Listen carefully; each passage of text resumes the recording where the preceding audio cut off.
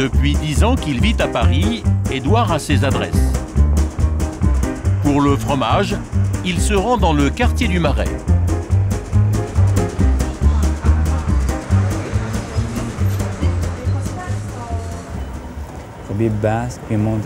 Le lait cru, les AOC, n'ont plus aucun secret pour ce New-Yorkais. Une brebis corse au lait cru, tu vois. C'est bien.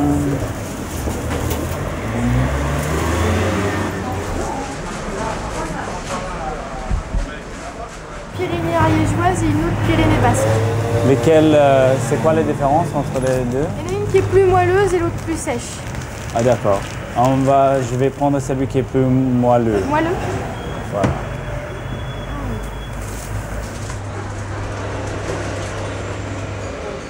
Les étrangers, ils découvrent, ils préfèrent commencer par des fromages un peu plus doux. Et après, ils n'ont pas peur de goûter certains roquefort, du Munster aussi. Ça m'a étonnée parce que c'est assez fort quand même.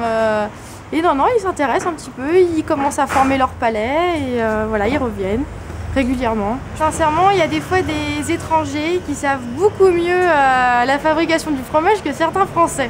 C'est souvent les gens qui ne viennent pas de cette culture qui essaient de l'apprendre et qui l'étudient beaucoup plus que quand on est né dedans, on ne le voit pas dans la même manière. Peut-être c'est un peu de ça. Voilà. Je vous donne 5 centimes. Voilà, merci. Au revoir, monsieur. Le Café de Flore, au cœur de Saint-Germain-des-Prés. Le rendez-vous du tout Paris littéraire. Il y a 8 ans, Tetsuya a quitté Tokyo avec un rêve. La tension, elle monte là. Ouais. Hein? Tout de suite. Hein. Elle monte la tension. Ah ouais. Devenir le premier serveur étranger de cet établissement qui attire les visiteurs du monde entier.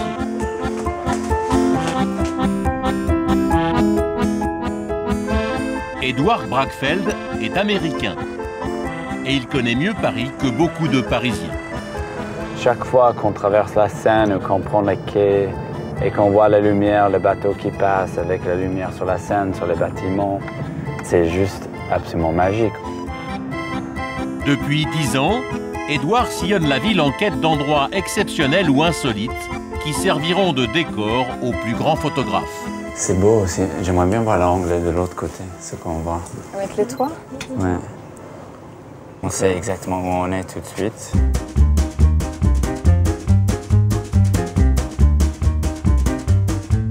Des toits des grands magasins aux immeubles Art Nouveau signés par l'architecte Hector Guimard. C'est ce Paris du 19e siècle qui passionne Marcella. Ça, c'est l'Opéra Garnier. C'est le Paris que j'aime. Cette jeune Mexicaine s'est installée à Paris il y a 4 ans et passe cette année son diplôme en histoire de l'art.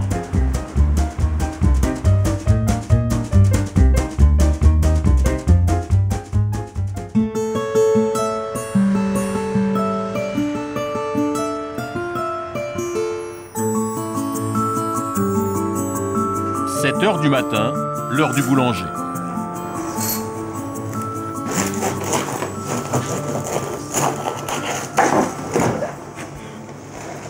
Christophe Vasseur ouvre sa boutique.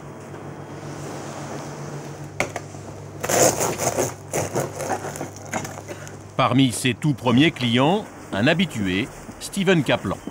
Régulièrement, il traverse tout Paris pour déguster le pain de Christophe. C'est une boulangerie? Hi there. Bonjour. Dans le monde entier, cet Américain est reconnu comme l'historien du pain. Depuis 40 ans, il en est même devenu l'un de ses plus fervents défenseurs. Il y a des centaines de milliers de gens tous les jours qui descendent 1 ou 2 fois par jour dans une boulangerie. Mais je crains que ça manque de discernement. Je trouve que les Français ne sont pas conscients de cette espèce d'opportunité extraordinaire qu'ils ont à voir tous les jours créer des produits exceptionnels. Steven est un habitué des lieux. Bon, je passe par derrière. Non, tu es assez fin pour passer là, il n'y a pas de souci. Ben, je dirais, oui, oui. Il connaît presque tous les fournils de la capitale. Et depuis plusieurs années, il suit le travail de Christophe, consacré meilleur boulanger de Paris en 2008. L'un des secrets du jeune artisan réside dans la cuisson. Mais il y a 250 grammes, parce qu'elle est très dense. Ça c'est magnifique. Ça c'est vraiment un pain sublime. Et cuit comme il faut. Voilà, tu vois. Et ça, tu appelles ton Parisienne, ton je l'appelle. Ouais.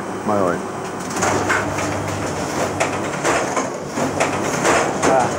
C'est extraordinaire de voir un boulanger qui sait cuire son pain. Voilà.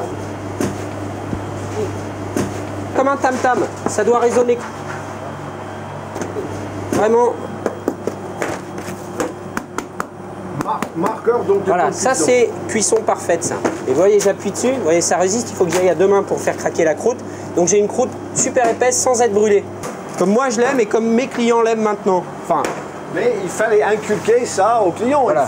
Il fallait les socialiser dans la pratique pour leur apprendre. du pain comme il faut. Parce qu'aujourd'hui, donnez-moi un pain pas trop cuit. Ouais, voilà. Un pain pas trop cuit n'est pas un pain fait comme il faut.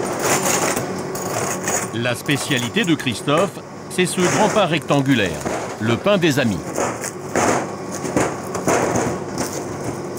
Voilà.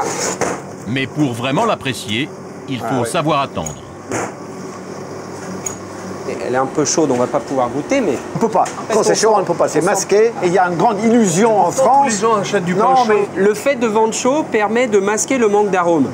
Pourquoi les galettes des rois, depuis une quinzaine d'années, on vous dit chauffez-la, c'est meilleur. C'est le même principe. Une galette qui est chaude, Ça en fait, occulte c'est une le galette en manque de- général insipide. Vous faites le test, vous la dégustez froide, vous verrez qu'elle a aucun goût.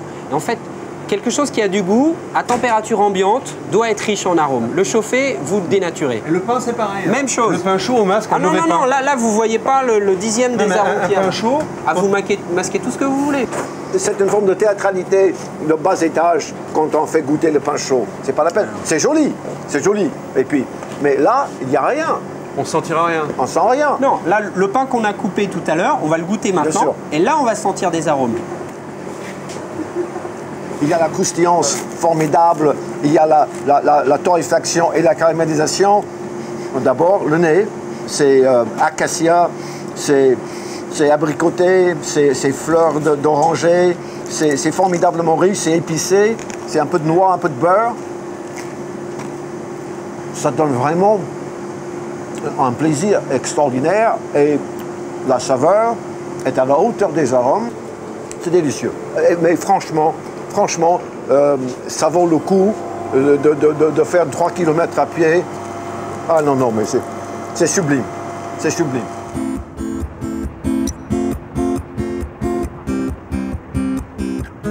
Steven Kaplan a découvert Paris il y a 47 ans. Aujourd'hui encore, chaque fois qu'il traverse la Seine, sa passion pour la ville est toujours la même. C'est magnifique, c'est toutes les formes, c'est toute la beauté, c'est tout l'esprit de Paris et c'est exaltant. Et puis la Seine, pour moi, c'est vraiment la vie de Paris. C'est le mouvement, c'est les marchandises qui arrivent, c'est l'échange des gens, c'est les péniches. C'est ça Paris. Si j'habite là, c'est parce que Paris m'a séduit.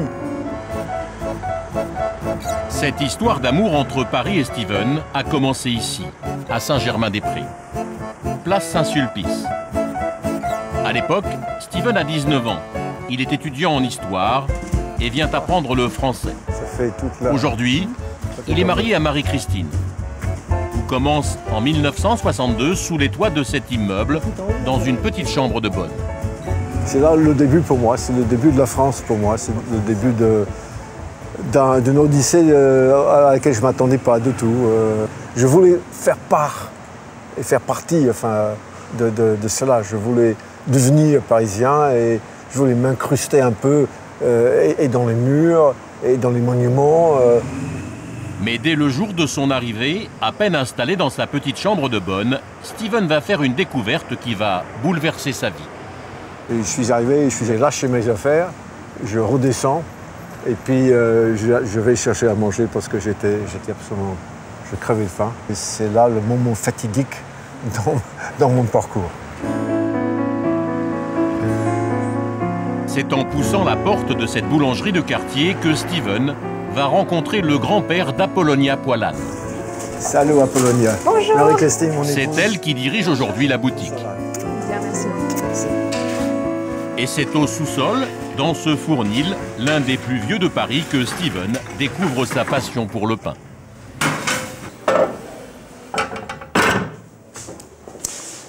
Eh bien, c'est le fournil qui m'émeut le plus. J'en connais des centaines maintenant. Les choses sont telles qu'elles étaient à l'époque, non? Moi, j'ai appris à former mes pâtons, je crois exactement là. Ça, c'est mon souvenir. Et les pelles sont exactement là où ils étaient. Depuis cette première rencontre, Steven a consacré une douzaine d'ouvrages historiques au pain. Et surtout, il a écrit un guide des meilleurs boulangers de Paris. Vous n'êtes pas choqué que ce soit un Américain comme moi qui puisse commenter le pain, dans la mesure où vous êtes en quelque sorte... Pas du tout. Non, non, non. Au contraire, je pense qu'il fallait justement quelqu'un qui a un œil extérieur pour montrer aux Français à quel point on a un beau patrimoine et à quel point on n'y a pas fait attention pendant tant d'années.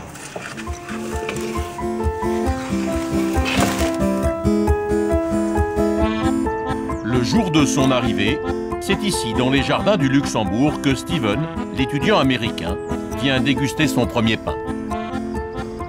J'ai cherché un endroit où je pouvais m'installer et j'ai trouvé cette fontaine qui m'a frappé par la monumentalité de la chose. Puis il n'y avait personne et je me suis installé là à côté dans un siège. Quelqu'un a sifflé et il y avait une femme qui est arrivée en disant 15 centimes, monsieur, parce qu'à l'époque il fallait louer ces chaises, c'était pas... donc j'ai payé mon écho et puis c'était là où je déguste mon pain et manger son pain dans un lieu comme cela, c'était quelque chose d'étonnant et je savais que quelque chose m'arrivait. Aujourd'hui, ça reste pour moi un endroit féerique.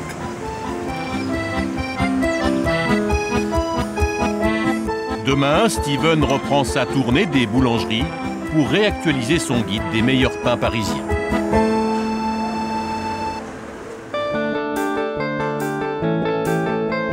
Sur l'autre rive de la Seine, le 9e arrondissement. C'est le Paris des grands boulevards, le quartier des grands magasins.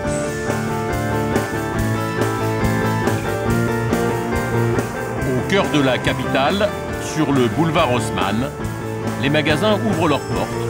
C'est le début de l'effervescence. Jusqu'à 100 000 personnes s'y promènent chaque jour. On est ici en fait dans le Printemps qui est reconstruit en 1924 et l'architecte Parmi les Georges clients, Vigan va décider en plein de magasin, garder certaines un cours parties d'histoire de l'art. de ce printemps, en particulier ce type de mosaïque. Marcella Alors, est faut les mexicaine. imaginer Cela un petit fait peu 4 ans partout qu'elle est dans le arrivée à bâtiment. Paris pour y suivre des études à l'école du Louvre. Et ce matin, le thème du cours, c'est le magasin du printemps, un modèle de l'architecture du 19e siècle. Au cœur du magasin, premier arrêt devant la verrière. Un vitrail exceptionnel composé de 3125 panneaux de verre, tous démontables.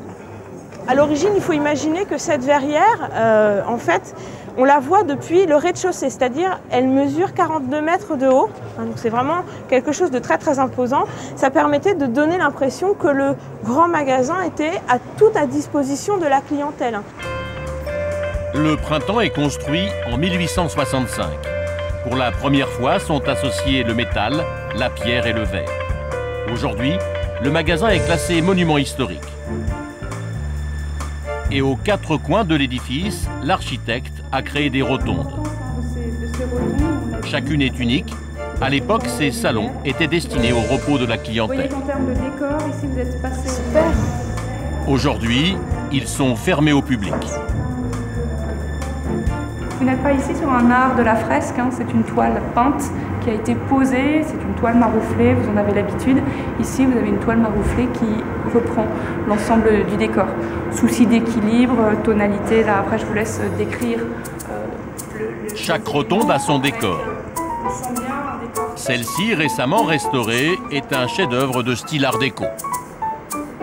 C'est comme si Paris me livre un peu ses secrets, parce que c'est comme des secrets à haute voix, parce qu'ils sont là, on peut les voir. Mais il faut les chercher, il faut étudier pour connaître que ça existe. Par exemple, cette coupole, j'avais aucune idée que c'était comme ça à l'intérieur. Et pour moi, c'est super intéressant, parce que ça change totalement mon regard. Quand je viens au printemps, c'est normalement bien, on vient pour voir, pour regarder, pour les magasins, mais on ignore tout ce qu'il y a derrière. Derrière, en coulisses, ou plus exactement sur les toits du grand magasin.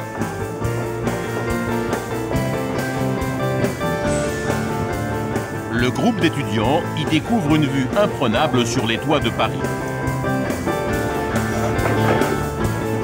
Mais surtout un point de vue idéal pour étudier les 4 coupoles qui coiffent les rotondes. Elles ont été restaurées il y a 6 mois, toutes sont dorées à la feuille. Alors, les coupoles d'angle, les rotondes et les coupoles d'angle. Qu'est-ce qu'on peut distinguer sur les coupoles d'angle?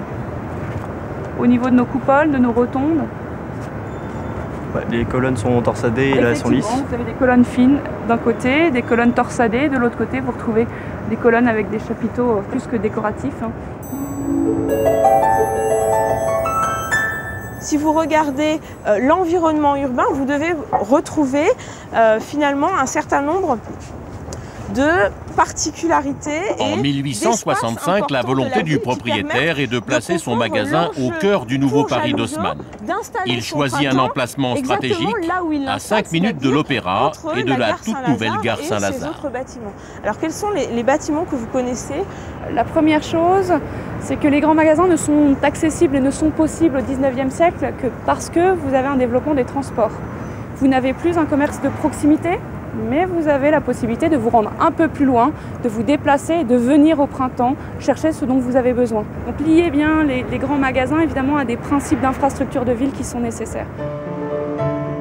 Pour l'architecture, le 19e siècle à Paris est une période faste. Cette époque est la spécialité de Marcela, la raison pour laquelle cette jeune Mexicaine est venue faire ses études à Paris. J'avais fait des études en histoire de l'art et je voulais par la suite compléter par des études en master.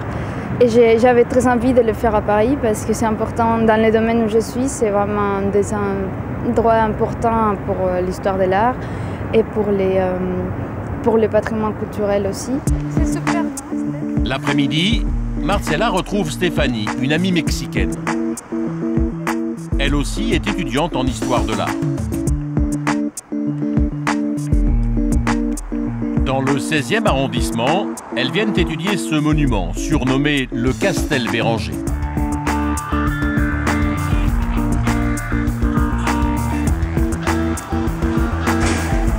Avec ses ferronneries et ses balcons, c'est un chef-d'œuvre de l'Art Nouveau.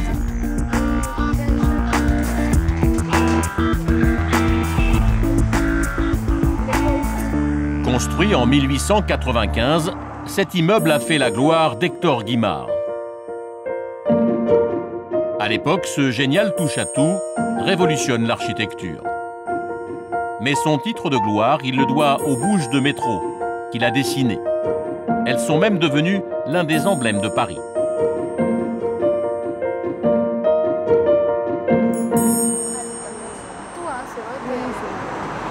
Pour les deux étudiantes, cet immeuble est une leçon d'histoire de l'architecture parisienne. Là, ici, l'arche, enfin la pierre est comme si c'était plié. Oui, comme si la pierre était vivante. Oui, c'est beau ce que tu as dit. Ouais. Tout le monde connaît la Tour Eiffel, tout le monde connaît l'Opéra, tout le monde connaît le Louvre, mais celui-là, moi, je ne connaissais pas du tout. Parce que quand on passe comme ça, oh, ok, mais il faut vraiment s'arrêter pour les détails de tout, de ça, de l'hippocampe. Oui, l'hippocampe, c'est super joli, je trouve, la ferraille là-bas. Oui. C'est un petit bijou au cœur de Paris.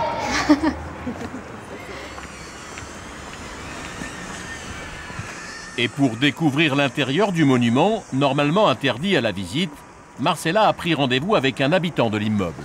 Vous pouvez entrer. Bonjour, monsieur. Bonjour. Moi, c'est Marcela. Oui. Moi, c'est Stéphanie. Stéphanie, Marcela, entrez. Mais c'est très gentil de nous laisser rentrer. Sylvain Schwartz est installé ici depuis 9 ans. Il est intarissable sur le chef-d'œuvre d'Hector Guimard. Première surprise dans le hall d'entrée, une cabine téléphonique. Ça a été un des premiers immeubles à avoir le téléphone, et comme c'est un classé monument historique, donc on est obligé de laisser ça dans l'état où c'était en 1896. Les paillassons, ici, sont obligatoires parce que leur remplacement a été décidé par Guimard, et dans le reste de l'immeuble, ils sont interdits. Ah oui. Deuxième surprise, la cage d'escalier. Ce mur de briques de verre qui nous sépare de l'ex-escalier de service, la particularité, c'est que là, elles sont monochromes, et plus on monte dans les étages, plus elles sont colorées. Et au dernier étage, elles sont complètement colorées. L'architecte a même conçu la décoration intérieure des appartements. De nous faire passer. Voilà. À l'exception des cheminées. Ah oui. Ah, la cheminée. Ouais, il n'y en a pas deux identiques dans l'immeuble. Elle est donc d'Alexandre Bigot, là aussi. Excusez-moi, c'est quel matériau? Il y a du cuivre, de la fonte. Il y en a une au musée du Petit Palais, aussi d'Alexandre Bigot, mais elle est beaucoup moins belle.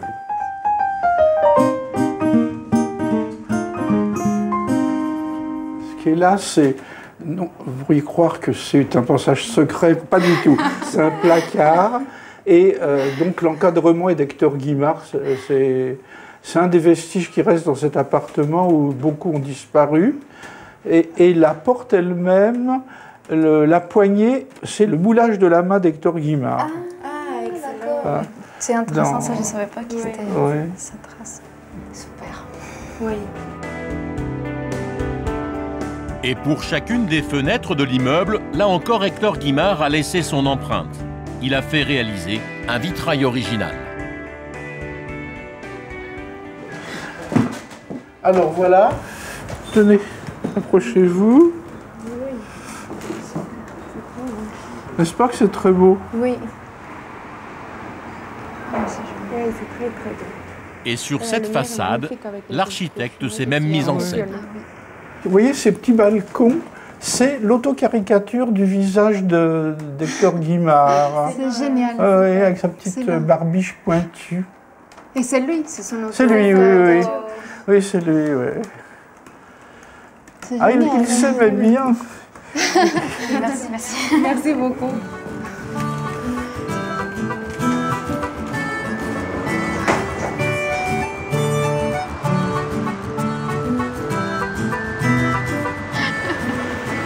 Una, dos, tres.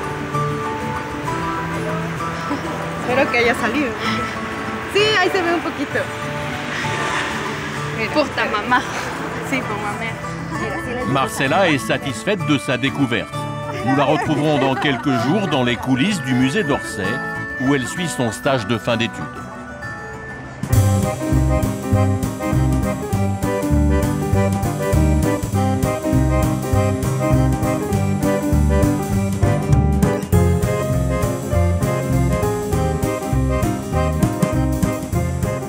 Pour réactualiser son guide, Steven Kaplan, l'historien du pain, entame une tournée des boulangeries.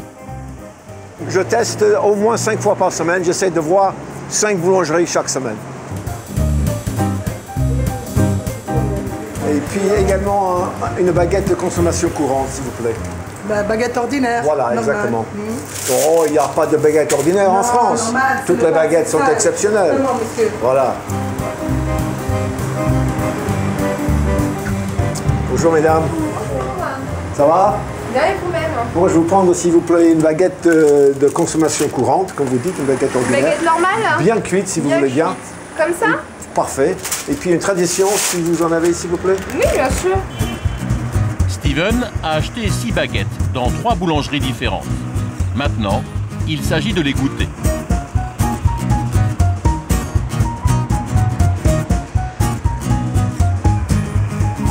Et pour ça, il a choisi un lieu tranquille, les berges du canal Saint-Martin. Et son fameux hôtel du Nord, aujourd'hui transformé en café.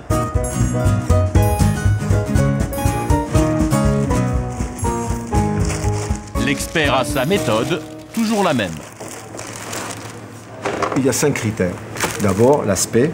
Deuxièmement, la croustillance ou la croûte. Troisièmement, la mie. Quatrièmement, la mâche. Et puis, les 2 critères royaux, arôme et saveur. Pour chaque critère, Steven accorde une note de 1 à 3. je trouve que ce pain manque de 2 minutes, 3 minutes de cuisson. En général, l'aspect, par ailleurs, est assez joli. C'est pas suffisamment doré pour moi. Il y a une jolie architecture, une belle charpente. Sur 3 points, je donnerais 1,5 pour l'aspect, à peine, peut-être un peu moins. Donc, il faut couper.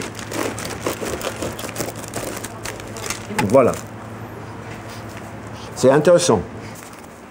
J'essaie de faire partir un maximum d'arômes. C'est pas terne, c'est un pain, donc il y a un peu de caractère. Il y a très peu de croustillance. La mâche est laborieuse. C'est très décevant, surtout pour un pain de tradition. Je donne 0 à 3 pour la croustillance. Ici, 0,9 peut-être.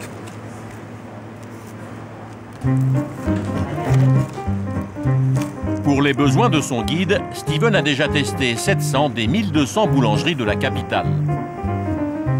J'entends chanter un peu.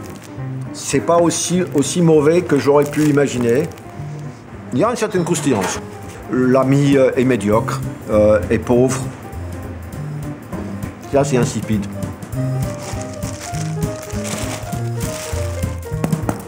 C'est plat.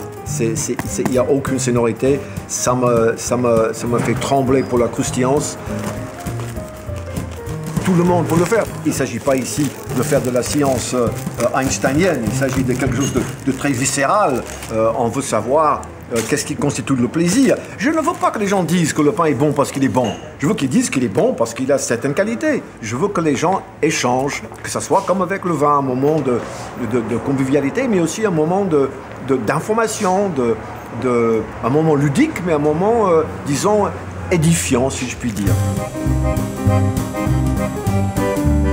Amoureux du bon pain, Steven ne se contente pas de le goûter. Il y a 40 ans, pour mieux comprendre le métier, le diplômé de Princeton a repris l'école pour passer son CAP de boulangerie. Nous traversons la Seine pour le 14e arrondissement. C'est ici qu'habite Steven.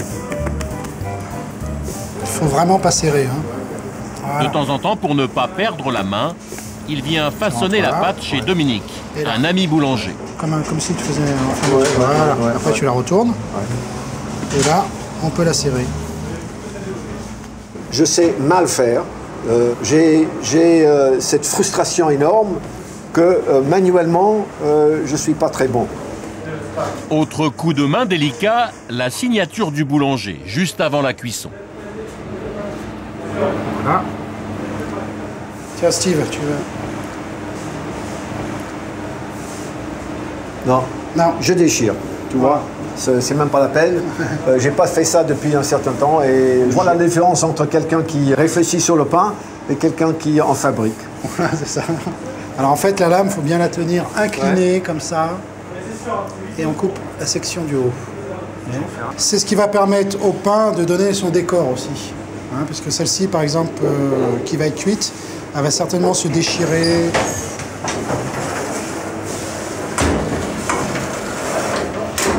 Il a un palais qui est très développé pour moi. Il a beaucoup de... Il sent bien les choses. Mais Dominique sait très bien que je ne laisserai rien passer. Rien. Ah oui, ça c'est vrai. Rien. Et même... Quand je reçois un coup de fil le soir, je sais qu'il n'y a rien qui passe. Voilà. Parce que parfois je... Parce qu'il passe comme ça incognito, il vient acheter une baguette, il la goûte, il me téléphone. Alors Dominique, la baguette, elle est un peu serrée, il y a un peu moins de goût. La semaine dernière, il m'appelle dans l'après-midi, il me dit le pain, il était... exceptionnel, vraiment des arômes, un bouquet. C'est un métier à part parce que d'abord, on est en quelque sorte, on a la tutelle d'un objet patrimonial. C'est pas n'importe quoi le pain. Et je ne dis pas qu'il faut croire qu'il y a le corps de Jésus dedans, mais il y a tout de même toute l'histoire de la France en résumé. Donc, et puis c'est un objet vivant. On travaille sur les choses vivantes. Donc il faut que tous les jours, on arrive à produire quelque chose de nouveau.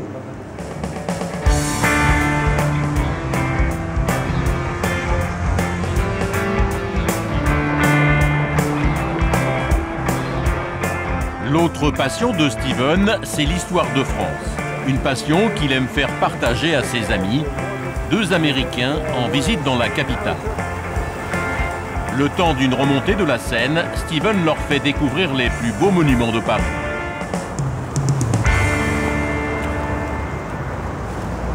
Vous savez, il faut 3 mois pour visiter totalement le Louvre. Ça, c'est le Pont Neuf. Oui, c'est le Pont Neuf. Il est magnifique.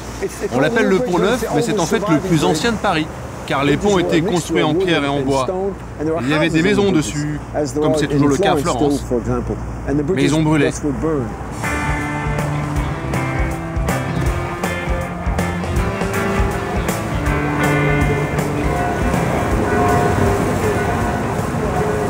Sur la gauche va apparaître, mais c'est vraiment le seul point de vue de Paris. 3 secondes le Panthéon. Le Panthéon m'importe énormément parce que c'est un monument à Sainte-Geneviève. Et j'ai beaucoup écrit sur Sainte-Geneviève, qui est la patronne de Paris, qui a sauvé Paris de famine en mettant des pains dans les plis de sa jupe. Voilà.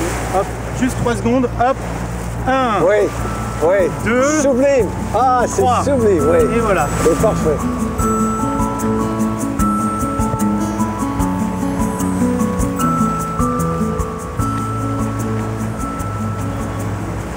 Je crois que chaque fois que je traverse Paris comme ça, c'est pour moi vraiment la plus belle ville du monde. Ce n'est pas de la démagogie touristique. Pour moi, c'est très émouvant. Et chaque fois que je suis avec quelqu'un comme notre camarade, j'apprends des choses que je ne savais pas avant. Là, vous allez voir le premier maire de Paris, la statue d'Étienne Marcel. Ouais.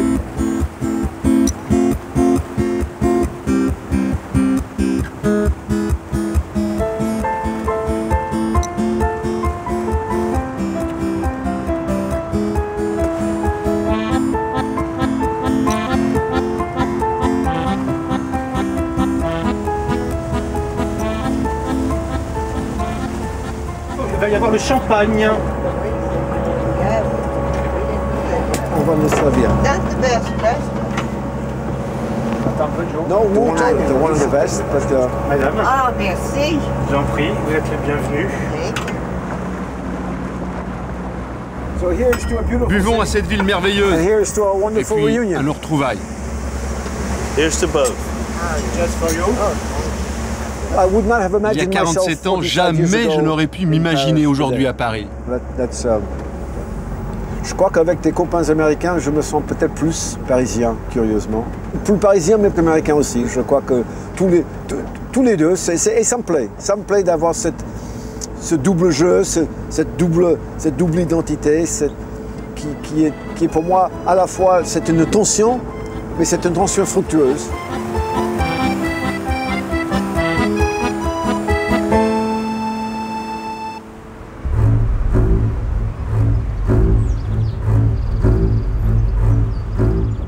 Demain matin, la leçon d'histoire continue dans cette chapelle, la chapelle expiatoire.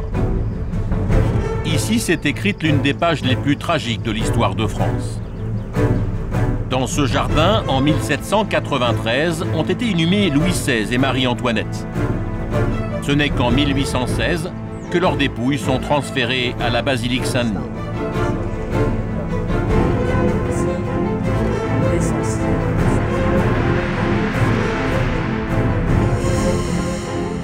C'est ce chef-d'œuvre d'architecture néoclassique que Steven veut faire découvrir à ses amis.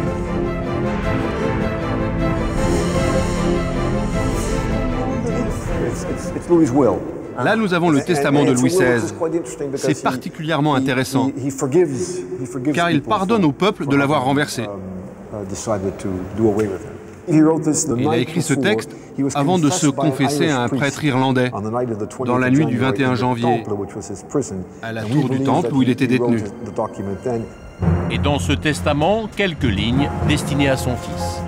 Je recommande à mon fils, s'il avait le malheur de devenir roi, de songer qu'il se doit tout entier au bonheur de ses concitoyens.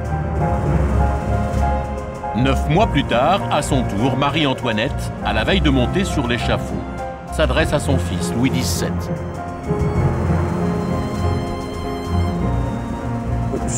Comme son mari, elle s'adresse à son fils et elle lui demande, s'il devient roi, de ne jamais venger leur mort. Cette révolution, évidemment, pour moi, est l'événement fondateur de la France moderne. Je crois que c'est un moment extrêmement important. Je crois que les Américains eux, qui ont vécu leur propre révolution au même moment, devraient comprendre cette signification, cette importance. Et c'est un lieu complètement inconnu, c'est un lieu secret, c'est un lieu, je trouve, très évocateur, évidemment pour certains très controversé, mais je trouve que c'est intéressant de découvrir ce que ignore la vaste majorité des Français.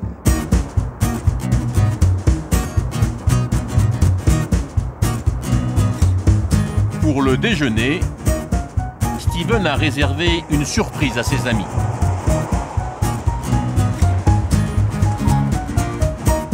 Il les convie dans un restaurant qui a reçu il y a quelques mois un hôte prestigieux.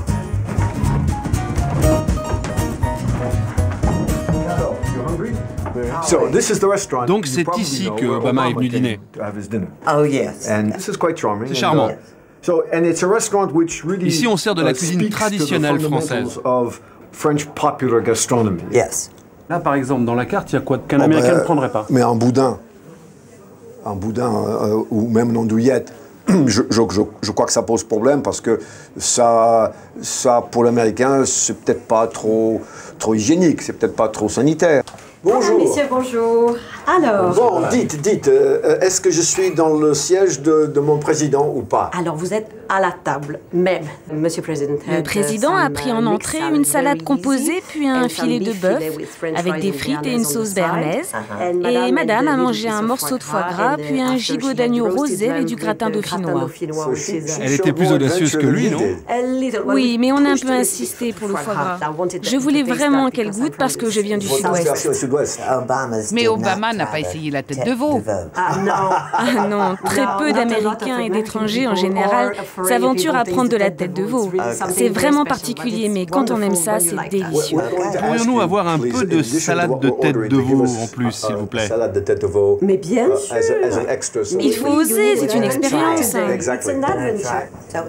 La tête, c'est de la cervelle. Non. C'est la tête entière. La tête, uniquement la tête. Ah, de tête de veau. Oh mon Dieu. Mais c'est de la salade, ça. Vous pouvez me dire qui vous fournit un pain? Oui, c'est Pougeron, Jean-Luc Pougeron. Oui, je connais bien Jean-Luc. J'ai toujours du pain sur moi dans ma sacoche. Jean-Luc Pougeron est un ami. C'est l'un des meilleurs boulangers français. Son pain est vraiment très très bon. C'est excellent.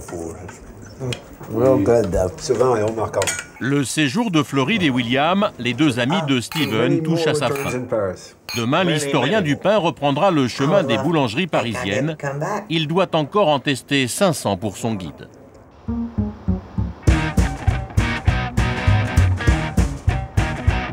Sur les quais de la Seine, toujours rive gauche, le musée d'Orsay. Le temple des beaux-arts du 19e siècle. Ce matin, Marcella a donné rendez-vous à Laura, une amie, pour une visite privée. C'est par ici qu'on va être. Oui. Ce privilège est possible car la jeune Mexicaine a réalisé un rêve. Elle a réussi à obtenir un stage à Orsay. L'architecture et les beaux-arts du 19e siècle sont la spécialité de la jeune étudiante en histoire de l'art. Ils sont en train de réaménager des œuvres, donc elles ressortent beaucoup mieux que les murs comme ça. Aujourd'hui, le musée est vide. Mais si tu veux, on peut aller... Car tous les lundis, Orsay ferme ses portes pour se refaire une beauté.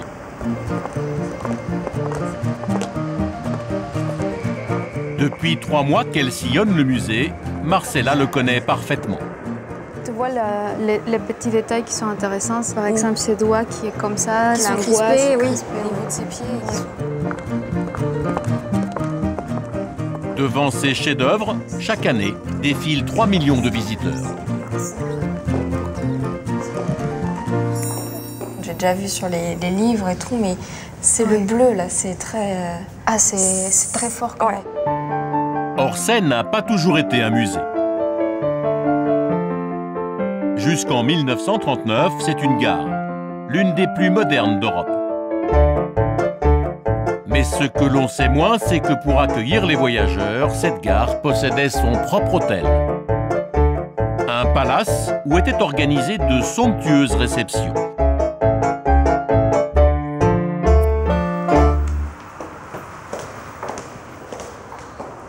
Aujourd'hui, l'unique témoignage de cette période faste, c'est l'ancienne réception du palace. Parce que comme la gare desservait des voyageurs, les voyageurs devaient se loger. Donc c'est intéressant parce qu'ils sont restés. À l'époque, les clients accédaient à leur chambre par cet escalier. Aujourd'hui, ils mènent aux réserves du musée. Au bout de ce couloir, Marcella veut faire découvrir à Laura un chef-d'œuvre. La salle des fêtes de l'hôtel. Pour sa décoration, l'architecte a fait appel aux plus grands peintres et aux plus grands sculpteurs du moment. C'est ici, en mai 1958, que le général de Gaulle a tenu sa conférence de presse pour annoncer son retour au pouvoir.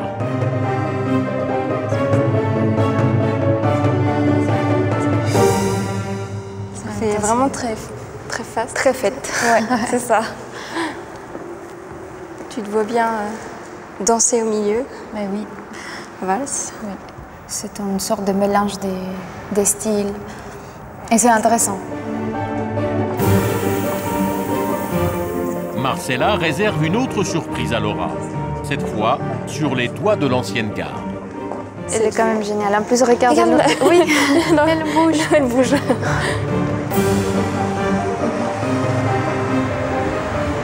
Donc alors ça, c'est le Grand Palais. Le Grand Palais.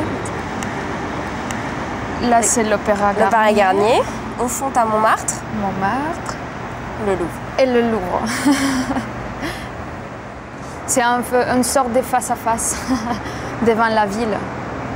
Donc de me dire que quand je suis arrivée, c'était beaucoup plus difficile et que maintenant, quand je la vois à partir d'ici, c'est plus... je me sens un peu plus partie d'elle. Et ça, c'est un bon sentiment pour moi. Ouais. C'est presque chez toi. Oui, presque. Un deuxième. Ouais. Un deuxième chez toi. C'est clair.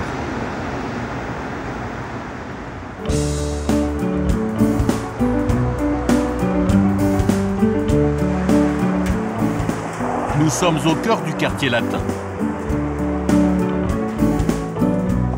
Ce soir, toujours accompagnée de Laura, Marcella a décidé de lui faire découvrir une facette du patrimoine de son pays.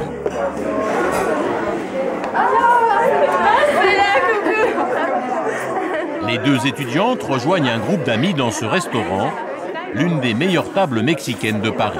Alors, racontez-nous, vous avez fait quoi aujourd'hui? On a fait plein de choses. On était au musée, on a fait d'Orsay. On a fait le Golin. On a fait toute la galerie avec les sculptures, surtout les trucs de Carpeaux et tout. Ouais. Vous avez fait que les sculptures en fait? Non, on a fait aussi les peintures. Et on a fait la salle des fêtes. Donc c'est super. Comme Marcella, elles aussi sont étudiantes en histoire de l'art à l'école du Louvre. Pour venir ici. Oui, on trouvait pas de bus. La maîtresse des lieux, c'est Christina.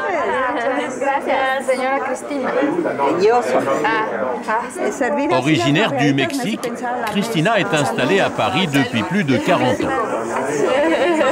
À Marseille. C'est une soirée sympa. Paris, pour les Mexicains, c'est la ville de l'amour. D'ailleurs, tous les bébés au Mexique viennent de Paris. Pour nous, c'est très curieux que pour vous, les bébés viennent dans les choux. Qu'est-ce que ça représentait pour vous Paris à l'époque? Je crois que je suis venue parce que je voulais voir ce que c'était le pays de Victor Hugo, le pays des Sartre, le pays de tous ces écrivains que nous avons eus à l'école. Nous étudions votre littérature au lycée, comme nous étudions la littérature mexicaine et la littérature espagnole. Et c'est vraiment important. C'est un peu comme venir au berceau de la culture. 40 ans plus tard, c'est toujours cet amour pour la culture française qui a attiré Marcella à Paris.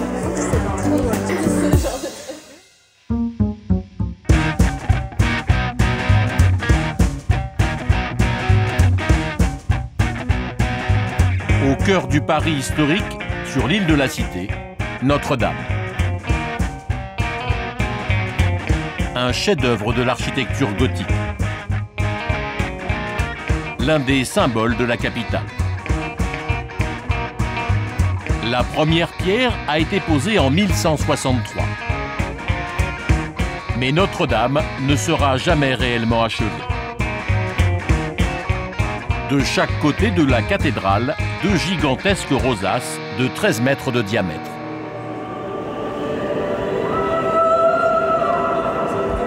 Chaque année, Notre-Dame attire près de 13 millions de visiteurs. Cet après-midi, Marcella y amène son frère Georges, venu passer quelques jours à Paris. Et à chacune de ces visites, c'est le même rituel. Il se recueille au pied de la sainte patronne du Mexique.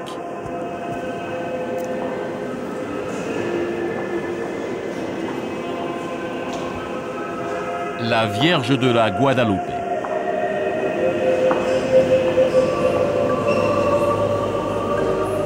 L'original se trouve à Mexico. Cette image sacrée est une icône vénérée par toute l'Amérique latine. Si je passe dans les quartiers, je viens souvent la voir et prier ou demander.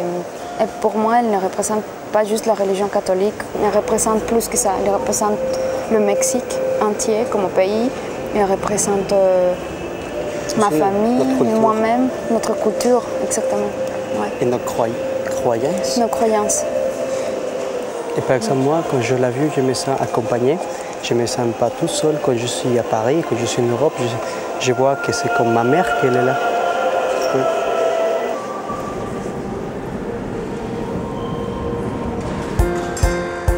Après l'île de la Cité, Saint-Germain-des-Prés.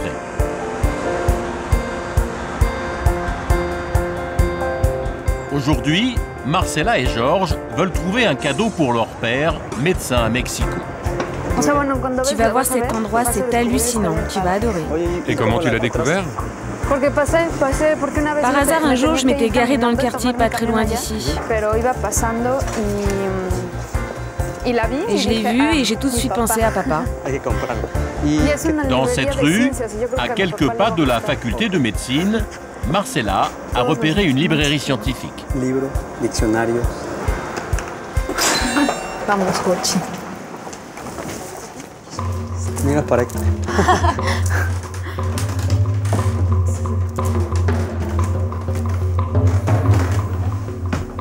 Médecins, universitaires ou chineurs viennent ici pour y trouver des vieux livres ou d'anciens instruments de médecine.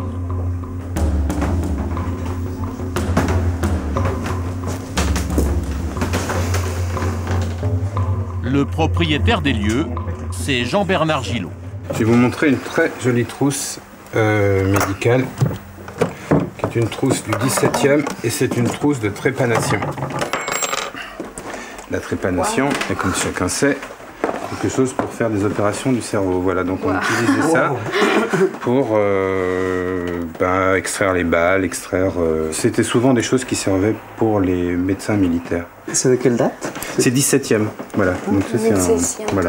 Et donc ça permettait d'aller chercher. Donc c'est un peu des instruments de torture, mais en même temps c'était la médecine de l'époque. Aujourd'hui on regarde ça.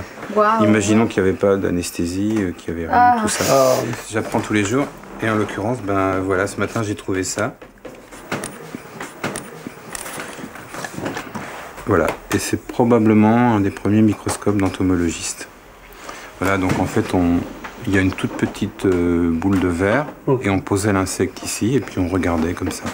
Voilà, il est dans son étui d'origine, donc c'est une espèce de petit bijou, quoi. L'autre spécialité de la maison, ce sont les livres de médecine.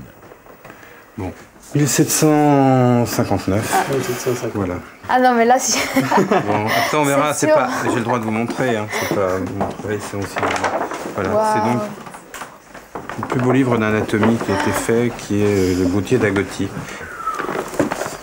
En plus, c'est idéal pour mon père. Enfin, je pense pas qu'on va. C'est vraiment idéal pour mon père. Il adore dessiner et il adore l'anatomie. Voilà. Il est dans son état d'origine, quoi. Voilà.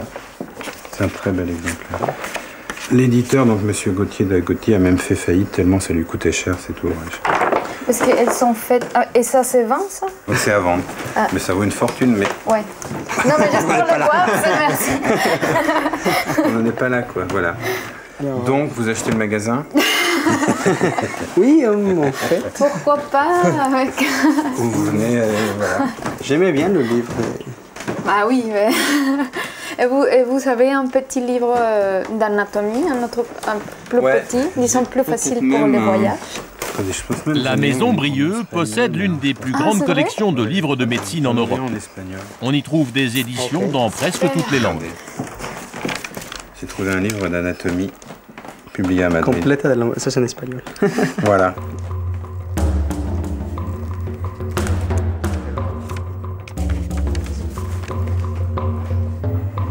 Pour mon père, c'est très important. Je pense que pour lui, ça va lui faire super plaisir de l'acheter quelque chose qui vient de Paris. Et ici, je pense que c'est un endroit idéal. Voilà, je vais vous montrer aussi un des secrets de la maison. Porte. Il faut se faire. Voilà. Wow. Une porte secrète. Ça donne sur le porche. Et c'est pour s'échapper? C'est pour s'échapper ou pour faire partir les femmes. On raconte que de très belles femmes pouvaient passer par là avant. Parce qu'elles venaient voir quelqu'un. Dernière surprise pour Marcella et son frère, au milieu de cette cour pavée.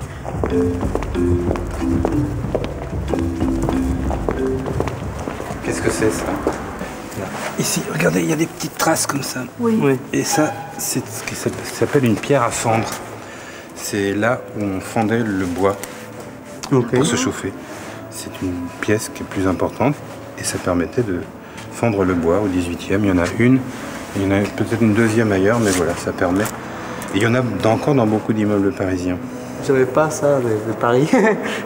Non, mais Paris, il y a des trucs toujours mystérieux. Ouais.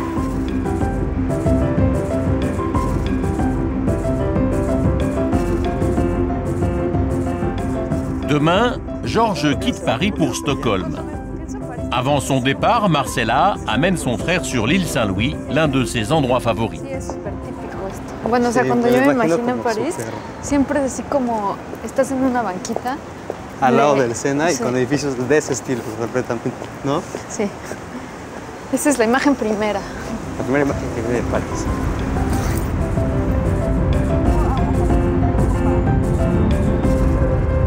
Je sais que je suis ici à cause de mes parents et je sais que, en fait, je viens de recevoir un message de mon père. Il me demandait comment vas-tu avec ta sœur, comme à Paris, comme ça. Je lui ai répondu, je suis bien, je suis vraiment content d'être avec ma sœur et à Paris. Il m'a répondu, ah, je me sens comme si je suis avec toi, juste à côté de toi à Paris. C'est ça? Oui, ça me fait plaisir de profiter de ça parce que je sais que c'est son effort et il se sent bien quand il se sent bien si on se sent bien. Tu sais? Vous êtes heureux là? Oui, vraiment.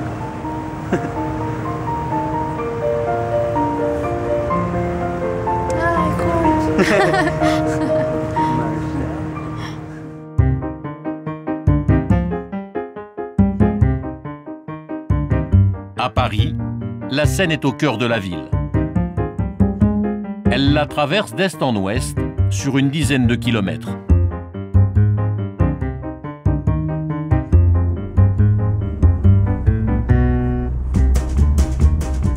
« 37 ponts relient les deux rives. Edward Brackfeld est new-yorkais. Il est arrivé en France il y a 10 ans pour apprendre notre langue et découvrir Paris.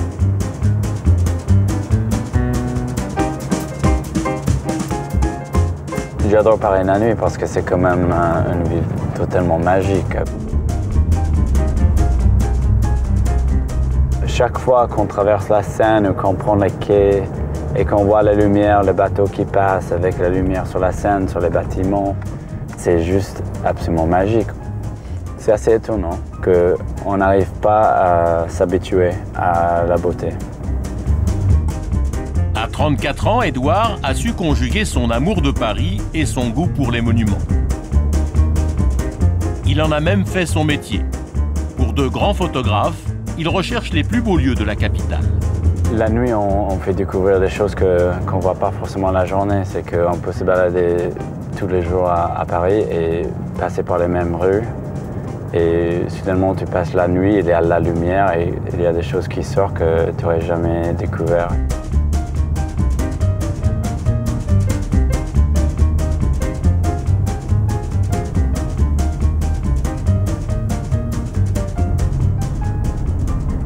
Pour moi, l'Opéra, c'est de loin le bâtiment le plus beau de Paris. De loin, de loin, de loin. Je ne sais pas ce qu'il y a avec ces bâtiments qui m'attirent autant, mais je le trouve magnifique. De l'intérieur comme l'extérieur.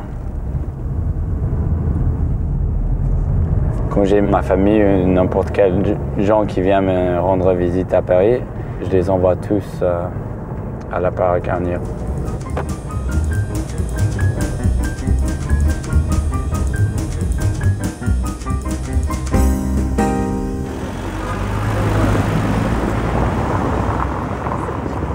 Ce matin, Édouard a rendez-vous au cœur de Saint-Germain-des-Prés.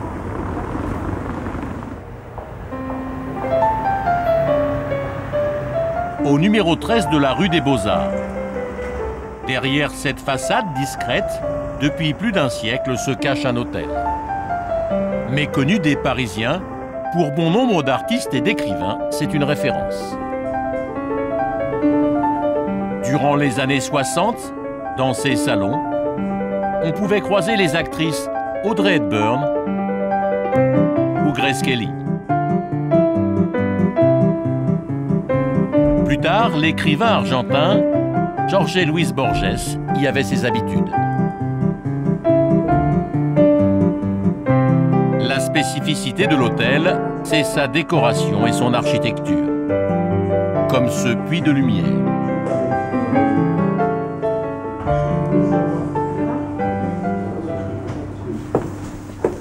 Édouard Bragfeld, accompagné d'Esther, une collaboratrice, est en repérage.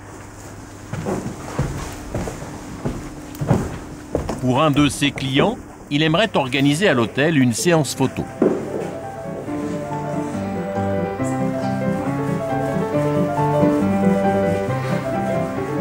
C'est impressionnant.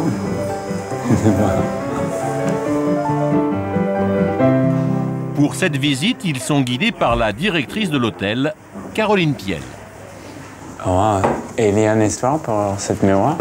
Oui, ça a été chiné par le décorateur dans un vieux théâtre baroque. C'est fort, voilà. Non? Ça t'intéresse? C'est impressionnant. Peut-être je vais prendre une photo comme ça. C'est beau aussi. J'aimerais bien voir l'angle de l'autre côté, ce qu'on voit. Qu'est-ce qu'on voit derrière? Parce que tu vois même, tu peux voir quelqu'un sur le balcon, sur l'étage en dessous. Okay.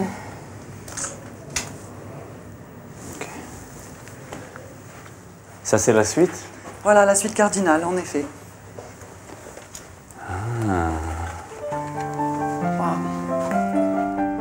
Il y a une belle lumière, là. La suite cardinale est l'une des 20 chambres disponibles.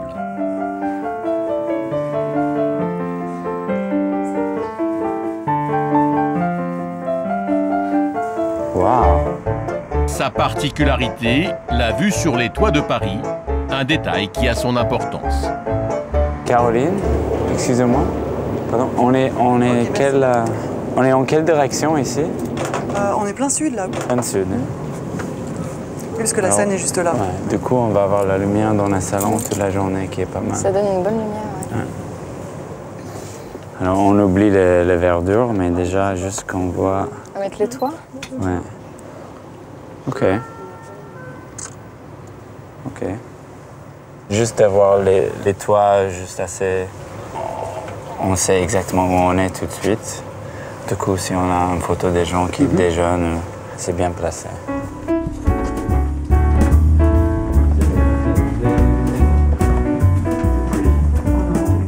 troisième étage, une autre chambre, avec un mobilier historique cette fois.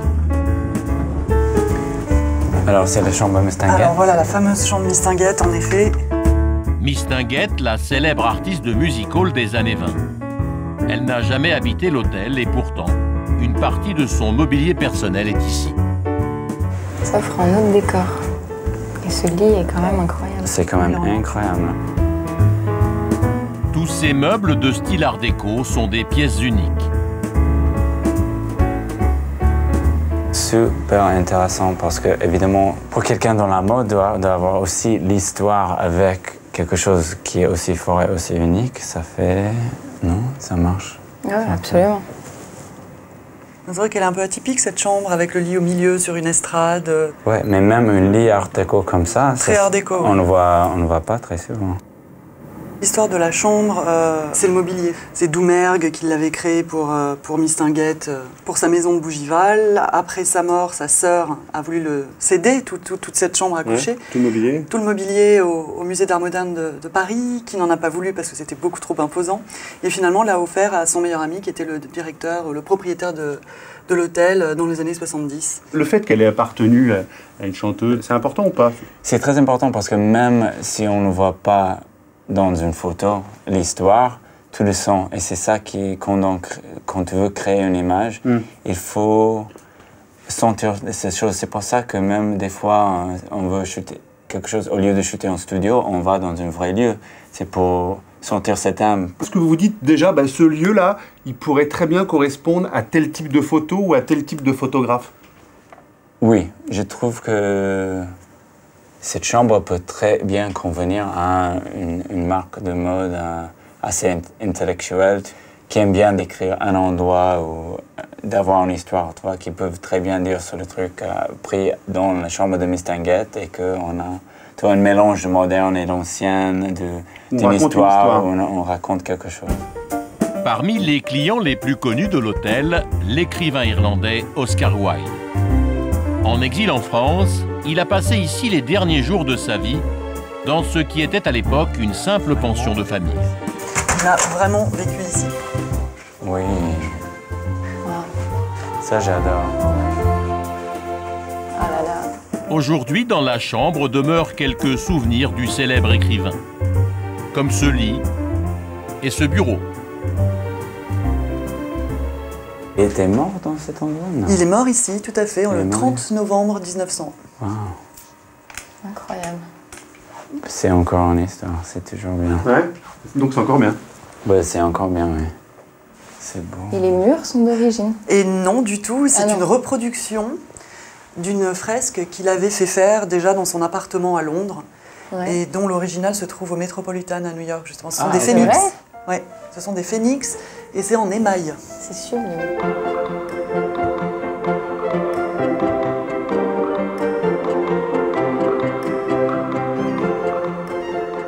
Regardez la note, sa dernière note. C'est sa dernière note? Voilà, mais qu'il n'a jamais payé, évidemment, puisqu'il est mort avant. Ouais. Condamné pour homosexualité en Angleterre après 2 ans de prison, Oscar Wilde trouve refuge dans ce petit hôtel de quartier. Oscar Wilde a connu une pension de famille, lui. Oui, une pension triste, où il est venu en plus s'éteindre. La dernière année de sa vie n'était pas très gaie, il sortait de prison. Et puis le jour de son enterrement au cimetière du Père-Lachaise, il y avait seulement Monsieur Dupoirier, justement le propriétaire, qui était là. Plus d'un siècle plus tard, l'hôtel attire toujours les artistes et les intellectuels. Johnny Depp et Paul Auster y ont leurs habitudes.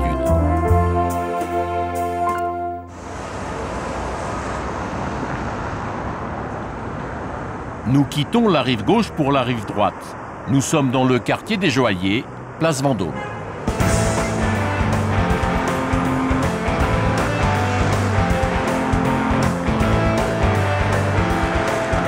Du canon de cette bataille. Okay. Édouard et son assistant Simon ont décidé de s'offrir une promenade pour découvrir un Paris insolite. Il y a 2 règles. Un, il ne faut pas passer devant moi. Ok. La deuxième, c'est si vous roulez à côté de moi, si on roule côte à côte, tu me laisses toujours sur ta gauche. Paris à vélo, c'est un autre moyen de dénicher des décors naturels pour des séances photos. Au guidon, Olivier, un ancien financier reconverti en guide par amour pour la capitale. On va aller un peu à gauche. Je vais derrière toi. On va tout droit. Après quelques centaines de mètres, premier arrêt devant les guichets du Palais Royal. Direction les Jardins par la galerie de Montpensier. Ce lieu attire chaque jour des centaines de visiteurs qui ignorent souvent son histoire. C'est ici que Louis XIV va vivre ses premières années. Ok. À l'âge de 12 ans, il y a une petite révolution que l'on appelle la Fronde. Cette nuit-là, Louis XIV va s'échapper avec sa mère Anne d'Autriche en dehors de Paris, dans une calèche, dormira au château de Saint-Germain, en laye. Le château n'ayant pas de meubles, il dormira à même le sol, tombera malade, et lorsqu'il reviendra à Paris, il décidera de ne plus jamais revenir au Palais Royal. Et quand Versailles est prêt à le recevoir, il emmène avec lui toute l'aristocratie parisienne, sauf son frère. Son frère va recevoir cette demeure, et lui, le duc d'Orléans, aime bien mettre du maquillage, de longues robes, il va se faire appeler le roi de Paris, et il va décider de faire de ce lieu le seul endroit dans tout Paris où la police n'a pas le droit d'entrer. Les gens rencontreront de jolies femmes, organiseront de grands dîners à n'en plus finir, joueront dans les salles de jeu, fumeront l'opium, et ça deviendra le mini Las Vegas de Paris. Ça a été le plus haut lieu de débauche qu'il y ait jamais eu dans toute l'histoire de Paris. Le petit groupe quitte maintenant la rive droite pour la rive gauche en franchissant le pont Neuf, construit sous Henri IV. Dès que vous me voyez aller sur la gauche, tu dis go.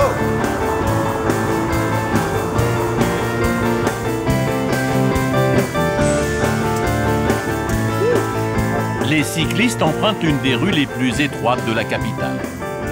c'est toutes les rues du Moyen-Âge, à l'époque, elles étaient comme ça. À peu près cette grandeur, ça faisait les... Toutes les rues étaient petites comme ça? Du Moyen-Âge, ouais. Alors jusqu'à il n'y a pas longtemps, jusqu'à Haussmann. Hein. C'est ici qu'on mange les meilleures cuisses de grenouille à Paris. Vous connaissez ce restaurant ou pas? Ouais. Crème brûlée au foie gras. C'est de la gastronomie, là.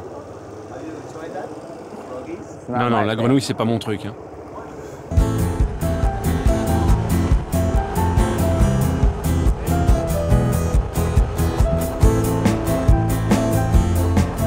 À droite, à droite, à droite.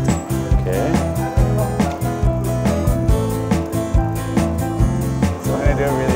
Yeah. On va s'arrêter au coin de la rue.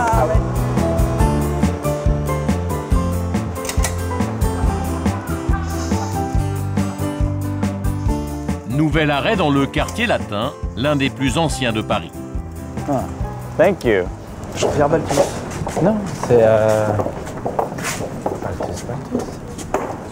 c'est ça. Derrière cette grille discrète, la cour de Rohan, un havre de paix à 2 minutes de la rue Saint-André-des-Arts. C'est quelle... Le témoignage d'un Paris disparu. Vous avez déjà vu ça? C'est magnifique ici. Ouais. Vous avez déjà vu ça? Non. Ça, c'est le tout dernier qui reste à Paris. Qu'est-ce que c'est? Ça s'appelle un pas de mule. Un pas de mule? C'était en fait pour aider les dames et les personnes âgées pour monter sur leurs chevaux. Comme ça. Et après de... Ouais, mais seulement la dame qui est habillée, elle s'habille avec une longue robe, elle ne peut pas escalader là-dessus. Donc elle faisait signe à son valet. Son valet mettait gentiment ses genoux par terre, ses mains sur le sol, de manière à courber le dos, pour qu'elle puisse prendre appui d'abord sur son dos, pour ensuite monter sur... ça. Wow. Mais regardez là, ça c'est beau. C'est magnifique ça se trouve. Attendez, venez voir.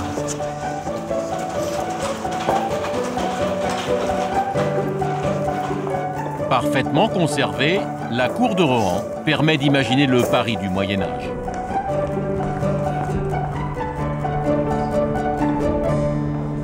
Et là, on a le mur qui a été fait en 1200. Ouais. En 1200, le roi de France décide de partir en croisade. Mais avant de partir en croisade, il décide de construire une muraille qui va faire le tour de Paris. Ah, ok. Et ça va se terminer au Louvre. C'est à ce moment-là qu'on construit le Louvre. Le Louvre, au début, c'était une forteresse médiévale qui fermait cette muraille. D'accord. Là, on est à l'extérieur. Non, on est dans Paris. Quand on traversait le Porche, on arrivait à l'extérieur de Paris. D'accord. Ok. Merci. Et là, on a le plus vieux café de Paris. C'est vrai? Le café? Non, j'ai pas... Le Procope, tu le connais, toi? 1686. Mais c'est là que toujours dans le même quartier, près de la place de l'Odéon, un endroit unique qui ferait un bon décor pour les clients d'Edouard. Plus tu montes dans les étages, ça monte jusqu'à la terrasse en haut. Ah, c'est vrai? Ça monte jusqu'à la terrasse en haut, et plus tu montes dans les étages, plus ça vieillit. Tu savais ça, Simon? Tout ça, c'est des... Après, tu as tout. Il y a plusieurs étages. Ça monte jusqu'aux terrasses? Non. Ça a été le premier endroit public ouvert aux femmes. Ah, waouh. Et c'était un vrai café à l'époque? Ça a été le premier endroit où on a servi le café chaud. Après le Procope, un peu plus tard dans l'après-midi, Édouard a rendez-vous dans un autre lieu historique, la Maison d'Hérold. Habitué des lieux, il vient y dénicher des accessoires pour les décors de ses séances photos. Depuis 1831, ce cabinet de curiosités vend ou loue des animaux naturalisés provenant d'anciennes collections privées de parcs zoologiques ou d'élevage.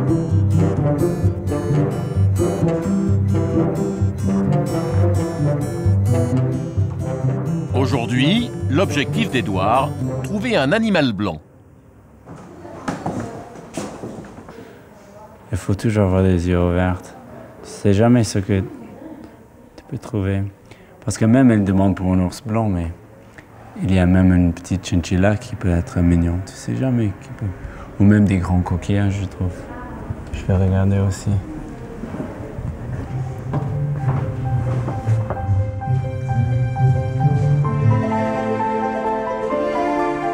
Ce qui a fait la renommée de la maison, c'est aussi sa collection de papillons.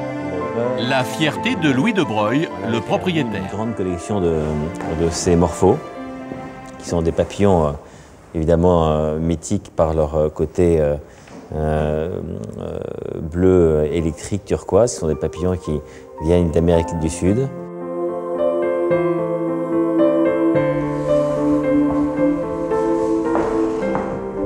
Dans ces tiroirs, des milliers de papillons, des centaines d'espèces.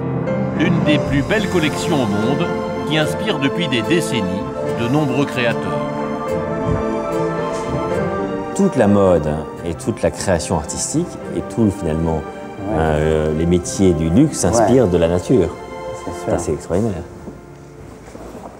Regarde parce qu'elle est petite, mais même avec tous les petits dessins. Ah, c'est ouais. Il y avait une robe, je ne sais plus quel créateur, qui était faite comme ces dessins-là. C'est sûr. C'est comme une imprime africaine. Ils viennent d'où? Celui-là, ils viennent Bolivie.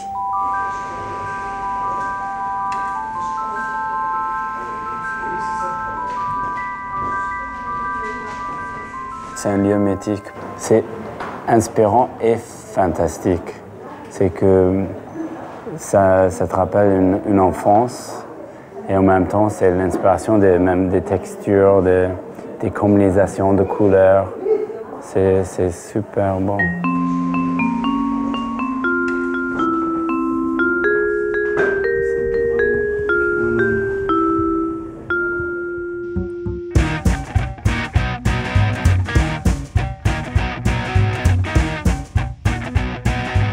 Saint-Germain-des-Prés.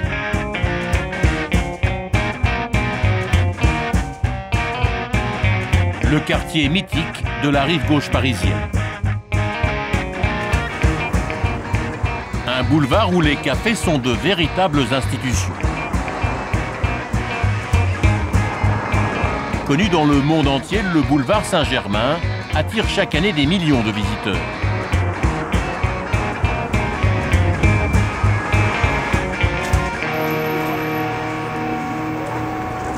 Parmi eux, un Japonais de 35 ans. Tetsuya ne vient pas prendre son café, il vient prendre son service.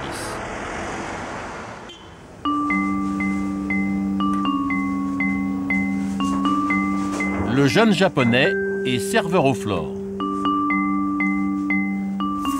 Étudiant en sciences politiques à Tokyo, rien ne le prédestinait à revêtir cette tenue. Pourtant, il y a 8 ans, il décide de changer de vie pour devenir garçon de café. Je ne porte jamais dans ma vie privée. Mais c'est vrai que ça change parce que quand j'arrive au Flore, un peu comme ça. Et puis, dès que je m'habille comme garçon café, ça me réveille. Et puis comme ça, je suis prêt. Donc vous étiez à Tokyo, vous aviez vraiment envie de venir travailler ici? Oui. Au Flore, oui. Bah, pour moi, le Flore, c'est vraiment le top comme garçon café. Donc, à l'époque, j'aimerais bien essayer de devenir un vrai garçon de café, comme un métier, pas comme un job. Et ça a été difficile? Ben, ça a été difficile parce qu'ici, ils n'ont jamais embauché un étranger. Ah, il a fallu faire ses preuves. Donc, en premier temps, il m'a dit non, ce n'était pas possible, mais j'ai répondu l'impossible n'est pas français. C'est le mot de Napoléon, en fait. Voilà plus d'un siècle que le Flore est un lieu emblématique de la vie parisienne.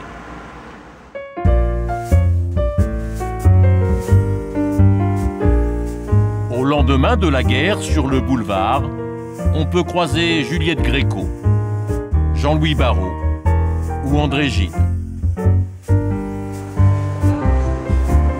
Sur les célèbres banquettes de Moleskine rouge, se sont assis Camus, Cocteau, Vian ou encore Prévert. Mais le plus célèbre d'entre eux, c'est Jean-Paul Sartre. Voilà, donc je vous présente la table de Jean-Paul Sartre. C'est ici que Jean-Paul Sartre travaillait. Et cette table nous est demandée, bien entendu, chaque jour. Alors voilà, cette table est mythique. Il a écrit, il a pensé, il a débattu. Et pourquoi ici? C'est un endroit religieux. Parce qu'il y avait un poêle juste à côté qui permettait d'avoir une ambiance un petit peu chaude pour les doigts. Vous voyez, l'hiver, il fallait quand même pouvoir écrire. Et voilà. Et donc il faisait bon, il était bien là. C'était un client. Voilà. Ça, c'était sa maison. C'était son petit coin au Flore. Voilà. Sur cette table, en 1943, le philosophe a écrit L'être et le néant.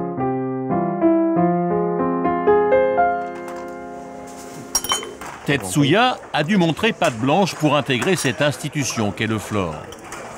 Pour faire partie de l'aristocratie de la profession, il est d'abord extra. Durant 3 ans, il apprend le métier. En 2006, c'est la consécration. Il est engagé. Son parrain, c'est Michel, 20 ans de maison. C'est lui qui a tout appris à Tetsuya. Régulièrement, un petit rappel s'impose.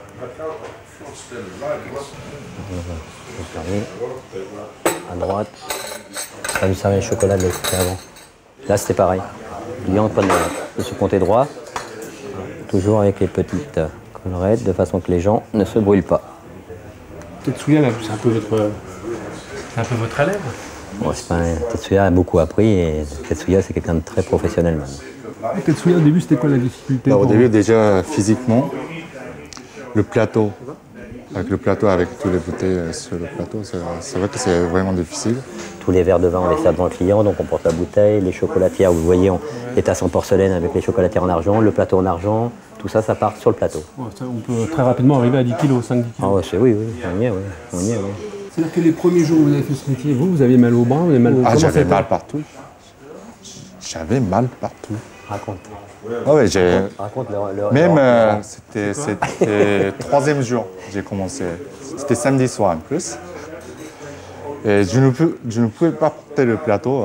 Tout à coup, j'ai fait tomber mon plateau avec plein de trucs, plein de plateaux dans la salle. Il voulait arrêter. Ouais. Et alors il va dire la suite. C'est Michel qui m'a dit que reprendre mon plateau tout de suite et puis retourner en salle. Ouais. Voilà. Puis voilà. Et puis l'aventure, elle continue.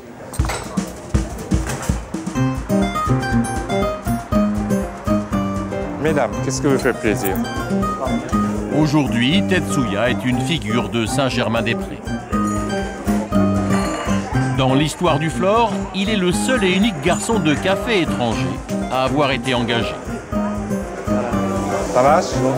Voilà. Allez. You're welcome. C'est Francis, le directeur de salle, qui le premier a cru en Tetsuya. Tetsuya nous a parlé tout de suite. On a senti que le Flore, pour lui, c'était sa famille, c'était son univers. Il avait envie d'être là et nulle part ailleurs. Il a vraiment tout pigé tout de suite. Il a ça, on le voit. Et on aime bien cela, parce que la clientèle, elle se repose lorsque il sert les consommations, etc. Il est vraiment dans l'esprit du café de Flore. Et aujourd'hui encore, cet esprit du Flore subsiste. La tradition littéraire se perpétue. Début novembre, le café organise le prix de Flore. Une fois par an, le Flore se transforme. Les banquettes et les tables sont poussées pour accueillir l'élite du petit monde littéraire. On est au taquet là, pendant 5-6 heures pour recevoir au mieux nos invités. C'est beaucoup de travail. Nos invités ne doivent pas s'apercevoir de ça. C'est notre boulot. Tous les serveurs sont réquisitionnés. Tetsuya ne manquerait cette soirée sous aucun prétexte. C'est une bonne image pour la maison et tout ça. Et puis pour la culture française, donc ça me fait plaisir de participer chaque année. Vraiment, c'est une soirée parisienne, donc ouais, tout ce que j'aime. Et la soirée débute dans moins d'une demi-heure. Vas-y, on repose la question. C'est bon, ça y est là, on y est presque. La tension, elle monte là. Ouais. Hein? Tout de suite. Hein. Elle monte la tension. Ah ouais. Alors? Ouais, c'est vrai. Ce soir est décerné le 15e prix de Flore. Créé en 1994 par l'écrivain et chroniqueur Frédéric Becbédé. Le prix de Flore 2009 est décerné à Simon Liberati pour l'Hyper-Justine. Simon Liberati succède à Michel Houellebecq ou encore Amélie Nothomb. Une récompense pas comme les autres. Hormis les retombées médiatiques, le lauréat a le droit de venir boire un verre de vin par jour pendant 1 an. À chaque prix de Flore, vous êtes toujours à la même place, c'est ça? Ouais, ouais. Ça fait 3 ans que je suis là. Ça me tombe bien, ouais. Avec des huîtres et saumon fumé. Et quelquefois, on a le caviar aussi. Et je m'occupe de champagne et de les boissons.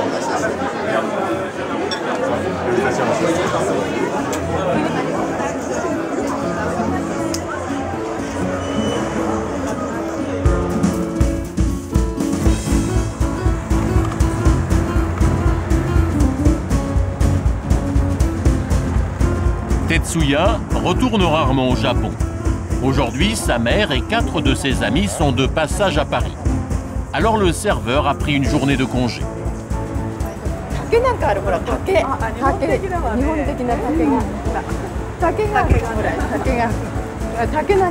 Arrivées la veille de Tokyo, elles vont passer 2 jours à Paris.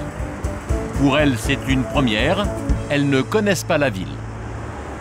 Son amour pour Paris, Tetsuya, le doit à un chanteur. Je suis venu te dire que je m'en vais. Et tes larmes n'y pourront rien changer. Comme d'ici bien Verlaine, au vent mauvais. Je suis venu te dire que cette maison appartenait à Serge Gainsbourg. Tu te souviens des jours anciens et tu pleures. J'adore Serge Gainsbourg. Quand j'ai commencé à apprendre le français, c'était ses chansons. Déjà, j'adore sa voix et tout ça. Et c'est pour ça que je fume toujours le gitane. Ah, vous fumez les mêmes cigarettes que lui? Ouais. そうね、哲也が日本にいた時に悩んでる時期があったんです。何を悩んでるかわからないし、で音楽かけたり、そういう時の悩んでた時のその気持ちっていうのが映ってるみたいな気がします。Je suis au regret de te dire que je t'aimais, oui. Je suis venu te dire que je m'en vais. Tes sanglots longs ne pourront rien changer.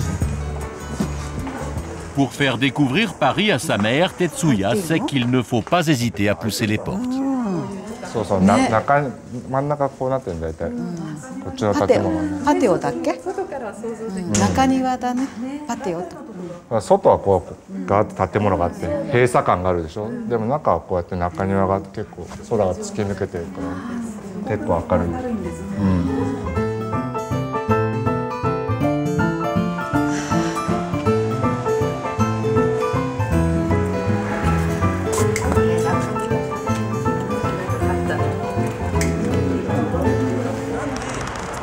Vous savez d'où lui vient cet amour pour Paris?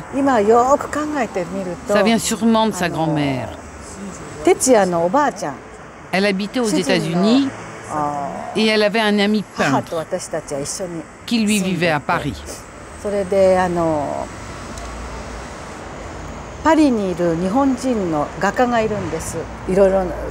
Elle lui parlait très souvent de Paris.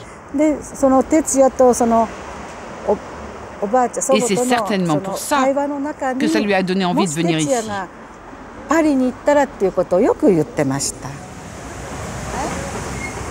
Amoureux de Saint-Germain, Tetsuya en connaît tous les petits secrets.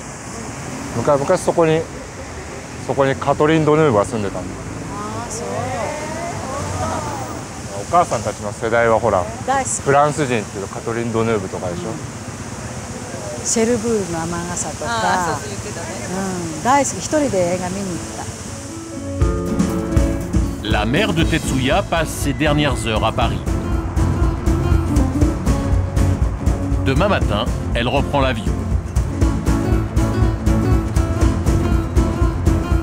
En fin de journée, Tetsuya va jouer les guides pour une promenade en bateau-mouche sur la Seine avec un commentaire personnalisé.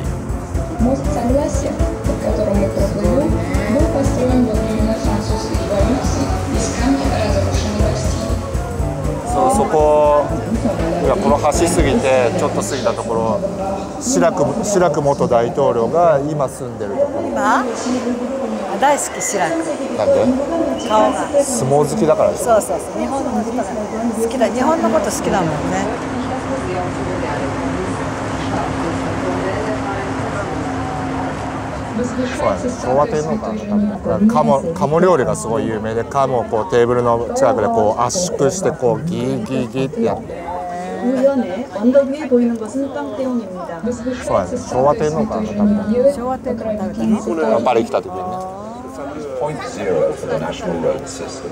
On the waterfront, you can see the statue of Charlemagne, Emperor of Europe. 日本にはないすごい彫刻とか天に向かっている建物っていうのがすごいと思います。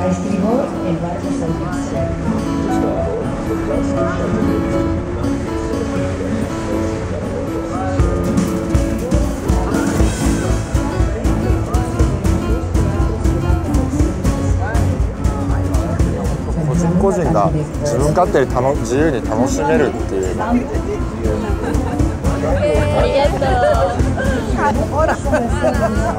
Dans quelques heures, la mère de Tetsuya s'envole pour New York. Lui reprendra son service au Flore.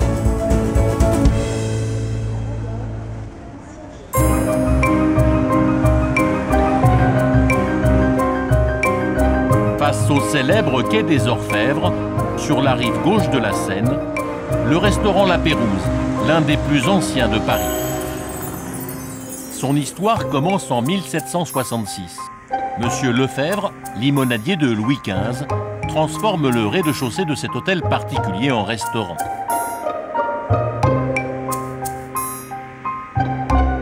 En 1840, il sera baptisé La Pérouse, en hommage aux navigateurs. À l'époque, le tout Paris se donne rendez-vous ici. Face au succès, il faut s'agrandir. Alors le propriétaire a une idée, transformer les chambres du premier étage en une succession de salons privés.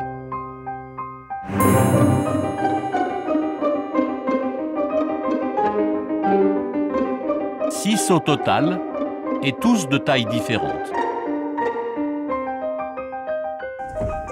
À la recherche d'un nouveau décor pour un magazine américain, Edward Bragfeld et sa collaboratrice ont demandé à visiter les lieux.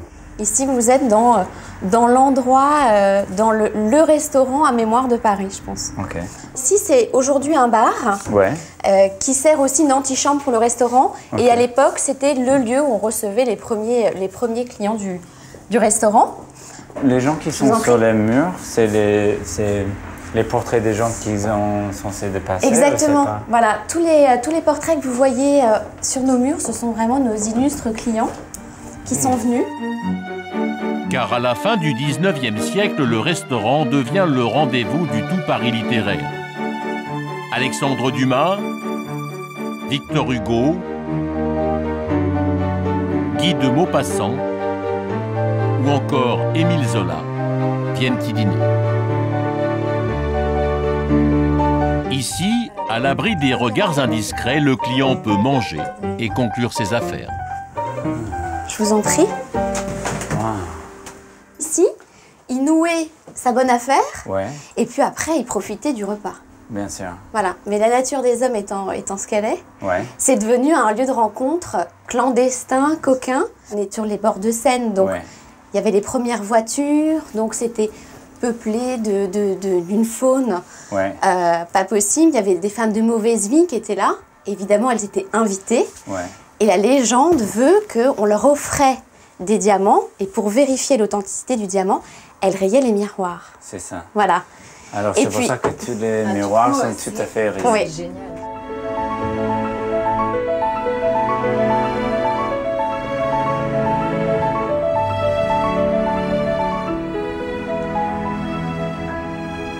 Dans ces salons ont aussi défilé les plus grands noms de la politique. Ici, ce sont faits des faits des gouvernements. Et pour permettre à certains clients de sortir sans se faire remarquer, il y avait même un passage secret. Alors là, en fait, c'est la porte du fameux passage secret qui relie le couvent qui reliait au couvent des Grands Augustins. Ah oui. Voilà. Elle n'est pas si petite que ça. Hein. Là, on distingue effectivement les côtés, mais si on touche, on voit qu'elle continue. Donc les gens n'étaient pas de petite taille à l'époque, c'est juste que ça a été masqué par la tapisserie.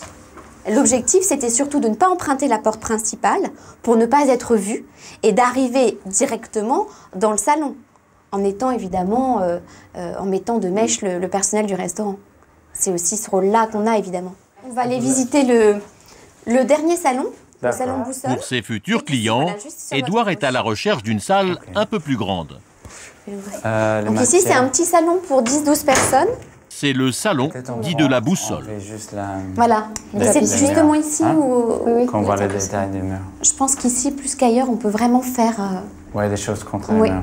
Ce qui est intéressant, c'est vrai que les murs changent dans tous les salons. Alors si on voulait faire quelque chose avec les fonds tous divers, on peut très bien le faire. Il y a pas mal de... Complètement. Ouais.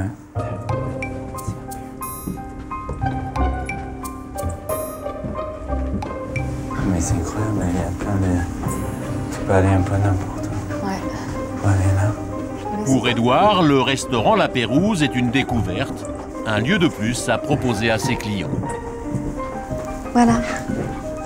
C'est rigolo. Voilà la salle du restaurant. Que je trouve très beau. Donc il y a trois parties. Ouais. Et cet escalier... Alors cet escalier, en fait, permet d'accéder à la salle La Pérouse. D'accord. Donc finalement, vous avez une circulation dans le restaurant qui vous permet de monter et de descendre sans croiser qui que ce soit. Alors, c'est un endroit qui vous plaît? Il y a beaucoup d'historique et il y a aussi, même pour les événements, même parce qu'on sent quelque chose d'être ici, tu sens cette âme et tu sens cette histoire. Alors je trouve, pour inviter les gens, pour venir, quand j'ai les équipes qui sont à Paris, pour les donner une vraie... aussi un moment très parisien. Et tu cette discrétion, et tu cette mystère, et un peu les secrets, tout ça, c'est un côté que j'aime bien.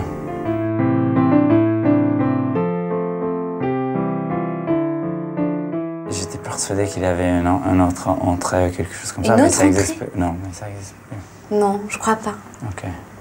Je crois pas qu'il y ait d'autres entrées. Maintenant, c'est vrai que comme on est au cœur d'un immeuble d'habitation, on peut aussi avoir la possibilité de passer par l'immeuble pour arriver par ici. Ah oui? Oui. Comment? C'est-à-dire qu'on a nos portes de secours qui donnent dans la cage d'escalier de l'immeuble. Ah, d'accord. Alors vous pouvez faire entrer les gens toujours discrètement. D'accord.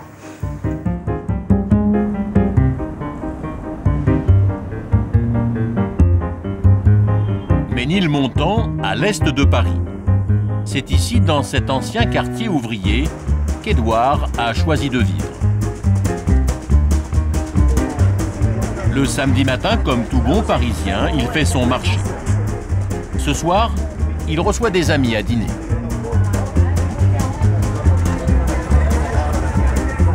Ici, Édouard a ses habitudes, ses commerçants. Hello, bonjour. Bonjour. Muriel ne vend pas simplement des légumes, elle enseigne aussi son savoir-faire. Comment ça va? Ça va, ça va. Et pour Édouard, les conseils de Muriel sont une aide précieuse. Topinambour. Ouais. C'est bon ça. Tu les fais à la vapeur? Ouais. Moi je les fais cuire à la vapeur comme une pomme de terre à l'eau. Et après tu les fous? Ouais. Et après avec une vinaigrette ou sinon gratiné, c'est pas mal. Vous connaissez bien Ed? Ah oui, oui, oui. Ça fait combien d'années? Moi ça fait 23 ans que je suis ici. Moi non, moi peut-être c'est 8 ans, quelque chose comme ça déjà. Ouais. C'est un bon client, hein. Il aime bien les produits du jardin. Ouais, oui, exact, j'aime bien les légumes et les fruits, ça c'est sûr. Et, mais on a vu des gens passer, non? Des amis, des... Ouais, mais... Je sais, elle connaît tout la bande, des amis, etc. Il y a un souci ici. Dans la ville d'où je viens, il y avait un petit marché fermier, mais c'était tout petit et pas... Là, je trouve que le marché est quelque chose de très parisien quand même. Et puis les Parisiens aiment bien faire le marché. Hein. Ouais. C'est vrai. Hein. C'est une des belles choses de cette ville. Merci beaucoup. Oui, passez un bon week-end, monsieur Bernard. Au revoir.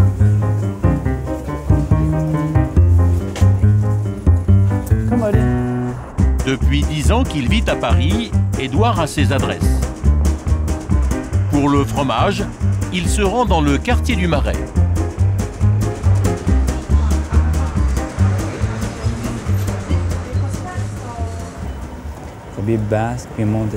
Le lait cru, les AOC, n'ont plus aucun secret pour ce New-Yorkais. Une brebis corse au lait cru, tu vois. C'est bien.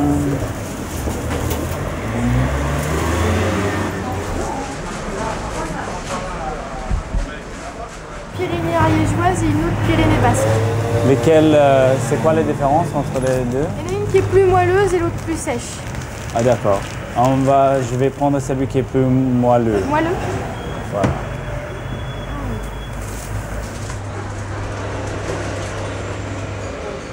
Les étrangers, ils découvrent. Ils préfèrent commencer par des fromages un peu plus doux. Et après, ils n'ont pas peur de goûter certains roquefort, du Munster aussi. Ça m'a étonnée parce que c'est assez fort quand même. Et non, ils s'intéressent un petit peu, ils commencent à former leur palais et voilà, ils reviennent régulièrement. Sincèrement, il y a des fois des étrangers qui savent beaucoup mieux la fabrication du fromage que certains Français. C'est souvent les gens qui ne viennent pas de cette culture qui essaient de l'apprendre et qui l'étudient beaucoup plus que quand on est né dedans, on ne le voit pas dans la même manière. Peut-être c'est un peu de ça. Voilà. Je vous donne 5 centimes. Voilà, merci. Au revoir, monsieur.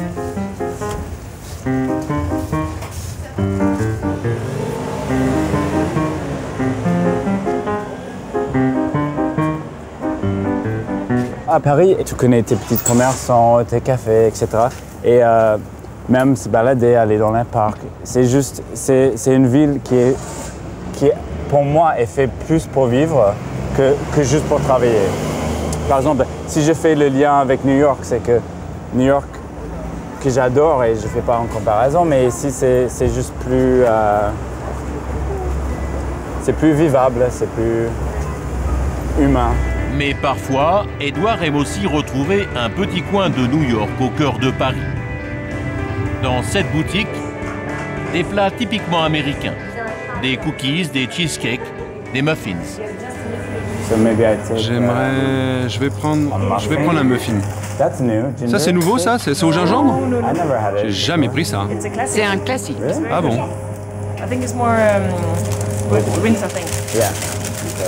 Des fois je suis nostalgique par certaines choses, évidemment, parce que quand tu grandis quelque part, même l'air, les couleurs, tu sais, les feuilles des arbres, les choses comme ça, il y a un ressortissement que tu ne peux pas forcément trouver ailleurs.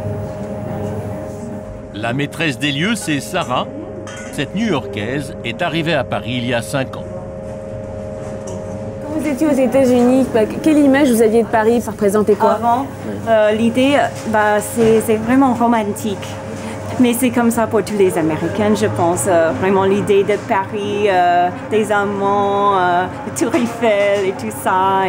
Mais c'est vraiment ça. C'est vraiment charmant, c'est romantique et c'est beau. Donc c'était ça. C'est un rêve quand je rentre aux États-Unis et des gens savent que je vis à Paris. C'est vraiment waouh. C'est vraiment un rêve.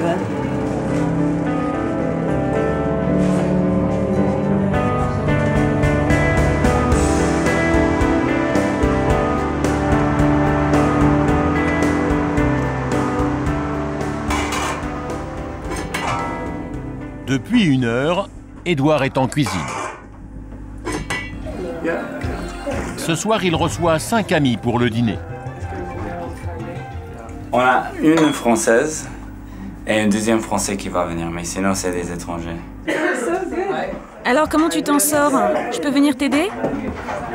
I just had an interesting conversation in No, I just need help carrying it in. So Il se passe plus de choses à Paris qu'en Suède. Il y a plus de lieux culturels, de monuments. C'est vraiment différent. Paris offre plus de choix. Ouais, j'aime être ici. Ça bouge plus, c'est bien.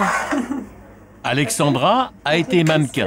Elle a quitté Stockholm pour s'installer elle aussi à Paris.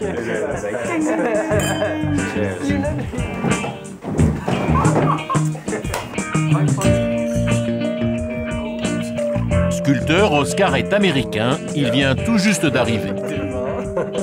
Qu'est-ce qui vous plaît à Paris? C'est bien pour travailler.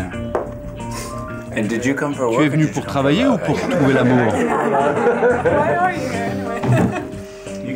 Je suis venu pour l'amour. Et puis j'ai trouvé du travail. Vous comptez rester à Paris ou vous comptez repartir un jour tous? Pour l'instant, je reste à Paris. Ça prend beaucoup de temps d'y arriver. Alors, when you arrive, you want to stay.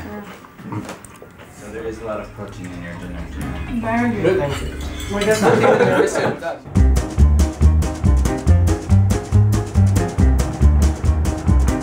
Aujourd'hui, Édouard est devenu un vrai Parisien.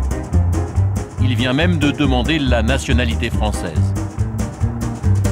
Il continue à chercher les plus beaux décors destinés aux photographes pour lesquels il travaille.